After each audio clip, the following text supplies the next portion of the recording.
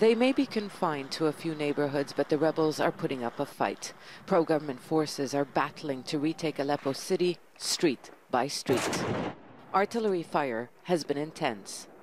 Heavy air raids continue. Russia has repeatedly said the military assault will not stop until rebels leave their remaining strongholds. It seems the U.S. believes that Russia should take the first step. In order to make peace, people with power, people with the extraordinary excess of power, need to often take the first steps and the bigger steps in order to express confidence and build confidence in the capacity to change things. Kerry was speaking in Paris after talks with Arab and European diplomats as well as opposition figures. They renewed calls on the Russian and Syrian governments to stop the bombings and provide safe passage to civilians.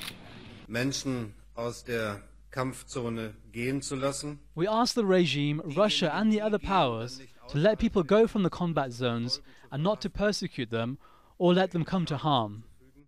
Opposition fighters have called for UN-supervised humanitarian corridors to evacuate the sick, wounded, and the civilian population from besieged neighborhoods. They have promised to stay and fight, but it is not clear if that will change. Clearly, the Syrian government and its allies are in no mood to compromise. They have the upper hand on the ground. They feel that they can dictate their own terms. Now the Syrian government is offering to resume negotiations with the opposition, but at the same time, it says it will reject any preconditions. But according to the opposition's friends, they are ready to accept this. They have told us this morning that they are prepared to take up negotiations again without any preconditions. This is a considerable offer of peace which has to be considered. The message from Western leaders is that negotiations are the only way forward to find a political solution.